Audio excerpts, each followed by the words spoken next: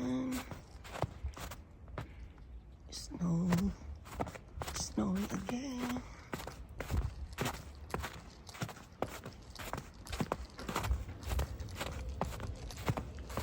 Dami guys.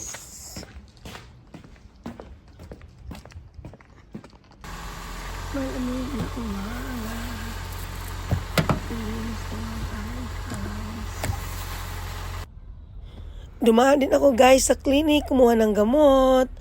And then andito ako sa isang Chinese store. Bibili ng paboritong peanuts. Ayan, marami silang paninda. Kasi yung chia seeds, di ko makita. Kaya yung ground corn na nabili ko.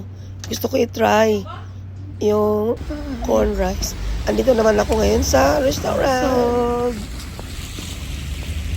yuki na naman. Tumawag yung friend ko at isa sa mga friends. May balak na magaya ng magbabad kami sa sauna today. Medyo umayos ang panahon. Talagang busy ako sa Sabado na to. Ito, nadaan ako sa aking friend. Nagpatayo ng bahay. Hello! Puntahan ko muna at masilip ang kanilang bagong bahay. At pinatikim niya sa akin yung kanilang torte. Yung favorite Let's try this. tea.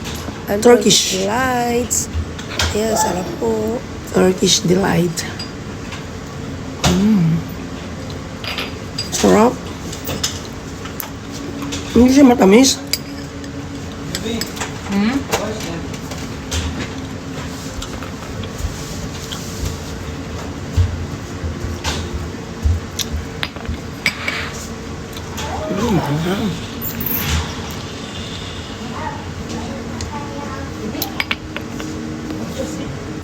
Ito, inumpisahan ko ng lutuin yung binili kong mani sa Chinese store.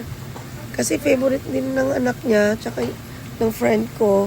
Kaya dito ko na niluto nang para hindi na ako mahirapang maghatid.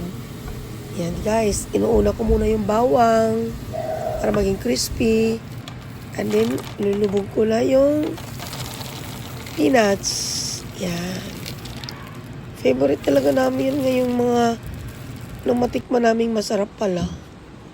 Kaya may oras yung friend ko para kuhaan niya ako ng video. Pasensya na kayo. Thanks for watching guys. Okay na. Please like and subscribe. Luto din ang inyong lola. After this, may pinuntahan pa ulit ako. Napaka-busy ng aking weekend.